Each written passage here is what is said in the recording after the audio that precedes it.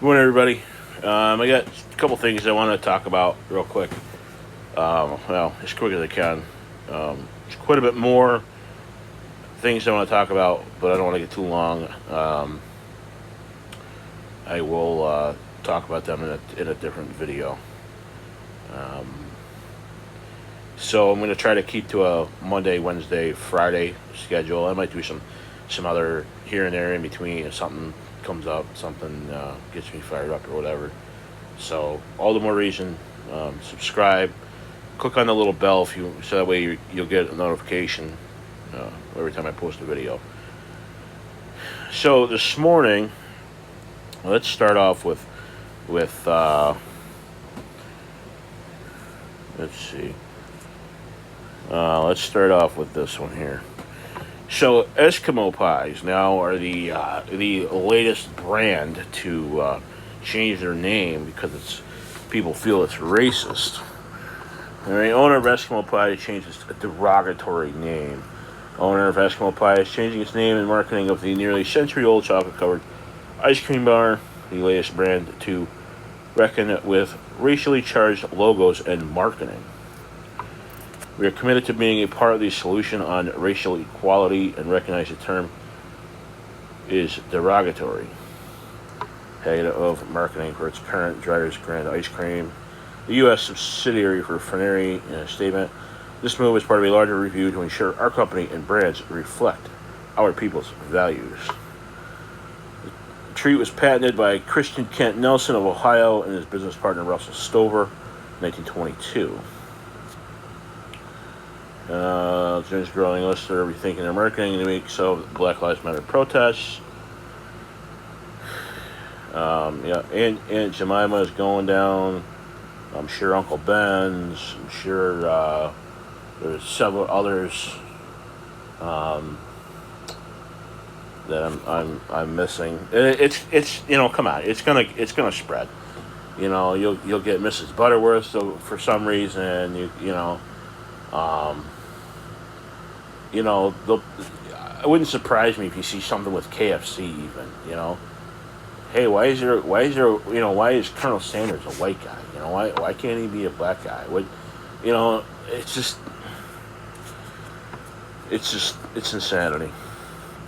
All right, so they're going on about this. Eskimo is racist. It's derogatory. So I went and Googled it. Okay, define Eskimo. Eskimo is a member of an indigenous people inhabiting northern Canada, Alaska, Greenland, and eastern Siberia, traditionally living by hunting, especially seals, and by fishing. Right. Two, either of the two main languages spoken by indigenous peoples of the Arctic, Inuit and Yupik, forming a major division of the Eskimo Aleut family. No idea if I'm pronouncing that correctly. Origin. Montagnais, an Eskimo person who laces a snowshoe. So French, Esquimaux, English, husky, right? Passing from Spanish, blah blah blah. Person who laces a snowshoe probably applied first to the Micmac and later the Eskimo. Okay, so how is Eskimo derogatory or racist? Okay, this is what it is. Okay, and it's because it happens. It's happened with a lot of other things. Okay, it's not really racist. Okay, they just think it's racist. It's the perception that it's racist, or you'll get people that they use it as a racist term. Okay, it's not really racist, but they'll use it as a racist term. They'll then hijack the meaning, okay, and turn it into something racist. So then everybody's like, oh, it's racist. It's racist. You can't use it anymore. Bullshit. Okay, it's not what the fuck it means. All right. So moving on. Okay. Chicago. 102 shot, 14 fatally over Father's Day weekend. Chicago saw its highest number of shooting victims in a single weekend this year, 102 people shot across the city from Friday evening to Monday morning. 14 of them fatally, 5 of those killed were minors. Okay? So, you had 15 and 16-year-olds. One of them was a 3-year-old boy. His father seemed to be the intended target. But you can go down through it. There's a whole list of the shootings. Okay? Now, granted, I'm willing to bet at least some of these individuals that were killed, okay, were African American. Okay, they were black. All right. Where's Black Lives Matter?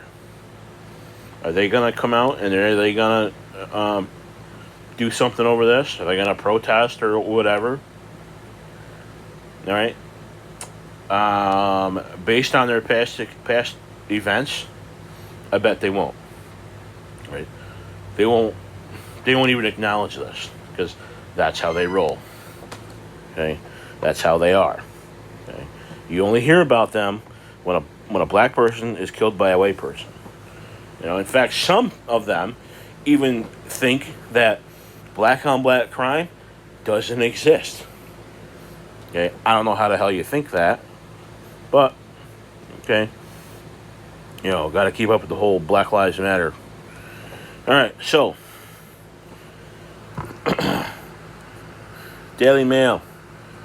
Shocking video of white toddler 3 being racially bullied by her black neighbors aged 5 sparks uproar after it's posted on Facebook. Okay? These freaking ads. I hate these ads. But you can see the clip was named White People pushed black people off, quickly went viral. So the parents have said that there's no problem. Right? I'm not going to show the video, but you can see,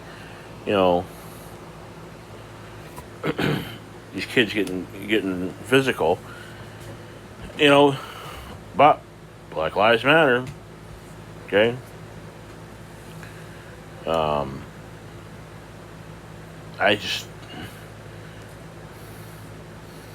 This is insanity. Okay? So, father of the blind children and Sean, the father of the 3-year-old Mackenzie, victim, are dealing with the problem themselves and deny that there's anything more going on. Okay? Maybe it's just 2 kids. Okay, the race isn't a thing. Okay, I would like to think that at that age, race isn't a thing. I don't think there's a lot of things that happen between different races that race is not involved at all. Okay, they're just people. Just one person pisses off another person. Okay, it has nothing to do with race. But there are people out there that will, claim that it is about race. Okay, like the whole George Floyd thing, or the Rayshard Brooks thing. Like people like, oh, they killed them because they were black. Where the hell has anybody said that? All right, I haven't seen that at all anywhere.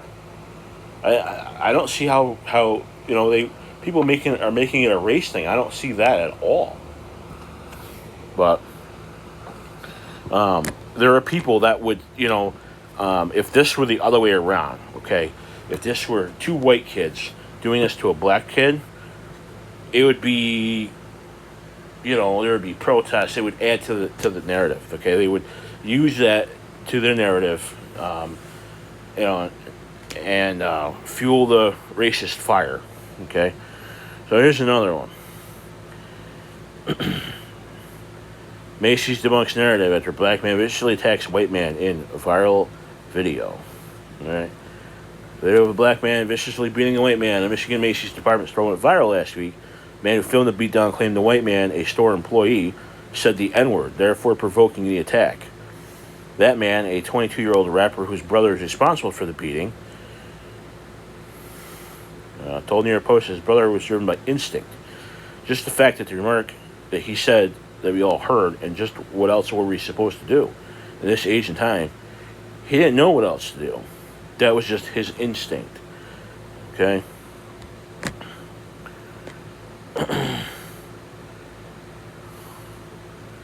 So Macys disputing their version of events. In fact, the department store said the attack was unprovoked. All right. So from Macys said that the incident took place. Violence in replace any kind of unacceptable. All materials from the evening have been reviewed. It is clear that the attack was unprovoked. We are working closely with local authorities on this investigation and will defer any further comments about the case to them per policy. So, Flint Township are investigating the incident. A young black male who fled the scene with a second individual after the assault. Okay. Store surveillance video confirmed the assault against an employee. Investigators also learned the assault was recorded by the second individual and shared on social media. So he attacked this guy and then ran away. Okay, because he didn't want to get caught. He didn't want to get arrested. Clearly, he assaulted the guy, and he didn't want to get in trouble. He didn't want to get arrested. All right. Next, you got the Trump rally. You know, Trump went on, oh, we got 1 million requests, blah, blah, blah, blah, blah. Okay. So, you know 1 million people aren't going to show up. Okay? It never happens. Okay. So, they have the rally. Apparently, the place could hold 19,000. There are people out there claiming that, less than 6,200 showed up. Okay. So then it comes out afterwards that all these kids and all these different people, all right, went on had requested tickets and never showed up with the intention that they weren't going to show up. All right, so they just wanted to tank the whole thing. All right, so if Democrats, these left-wing Democrats are praising it, you know. So to me, it's kind of like a scam and fraud. Like you're gonna, praise that. Okay, so.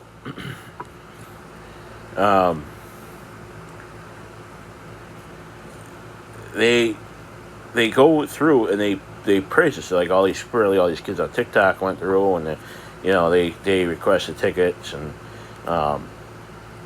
with no intention of going, and they didn't, So what you don't see though, let's think about this for a minute. So regardless, okay, of how many people were inside, all right, you could still look outside of the building and see how many thousands of people were outside, how many people camped out for the event. Okay, now you can also go back. You should look at the videos, look at pictures. Right, there's lots of them out there. There's also, pictures, and even the fake news, CNN reported on it that there were people that were blocking the access to the metal detectors. They were blocked, so people couldn't get in the building. Okay, so this whole thing about they were sabotaged by, kids on TikTok and other people that got tickets and with no intention of going. They didn't sabotage. That part didn't sabotage anything, because you still had people there that had tickets that couldn't get inside because protesters blocked their access. Okay. So, you didn't really play as big of a role as you thought you did. Right. And you could go through and look at that, and and you'll see that. All right. So the last thing I hear is all these schools, because of the coronavirus, they're doing video learning and video classrooms and blah blah blah. Okay. Well, I saw this over the weekend and I was shocked, and I'm like, this is insane. That this could happen, okay? And this is something that I think all parents don't allow this to happen. Don't let them, do video learning in your house. No. Because things like this will happen, right? Teacher spying on student during virtual class sends cops to search for 11-year-old's home after spotting a BB gun. All right, so this kid was on a call, a video chat for a class. Okay, apparently I think it was the two parents and the teacher, whatever. They reported it. Okay, The teacher even took a screenshot of it, which caught like the part of the kid's bedroom, which to me is a little creepy and weird. All right, so they called. They notified the assistant principal or the principal. Yeah, the teacher reported the gun to the principal. The principal called the police. Okay, the principal and the teacher stated that students may not bring guns to school and claimed that it extended to virtual classes as well. That's a load of crap. That is just insanity. No. You're in your own house, okay? You have whatever the fuck you want in your own house. This is bullshit. Alright. I called her ex-husband. This woman's ex-husband claimed to be checking network connectivity. She believes the real reason for the call was to find out where her son was at. Then, didn't even discuss it. And then, notified police. Police went to the house, searched for weapons. They went to the bedroom. Okay. Now, it's a BB gun. Okay. The BB guns were locked up, properly. The police even, commended the kid for doing that. Right? He also had a bow and arrow because he's trying to learn archery. Okay. So, she said the woman said the cops were nice and stuff like that, but it's an invasion of their privacy. Okay. And I think this will change how a lot of these things happen in the future. Hopefully, parents, they hear about this and they don't allow their kids to go on video calls. I mean, it's insanity. So, because this stuff can happen. That's insanity. So, so right here, you see here in this paragraph, according to Sperry, the teacher took a screenshot of the boy's bedroom, which is incredibly creepy and violation of family's privacy. When the mother demanded to see the screenshot taken by the teacher, she was told she would not be allowed to view it because it wasn't part of the school record. Well, why? Then why was the person allowed to do that? All right. So it raises good questions. Who are on these calls? What do we, who do we have viewing our children and taking these screenshots? They can be sent anywhere and used for any purpose. Okay? So I think if you have a child that's going to be doing this, okay, don't allow any kind of video communication at all. No. Okay. And then you got the kid upset because he felt the teachers were his friends and they're not. All right. But and then down here at the bottom, my child in my home will no longer be subjected to video to allow room for any other violation of my rights and how I legally manage my home. I think that's what all the parents need to do. Because this is unacceptable. Absolute insanity. So, all right. So this is all I have for today. Like I said, I got more. I'm going to do another video, so stay tuned for that. Stay safe. Have a good day, and I'll see you next time around.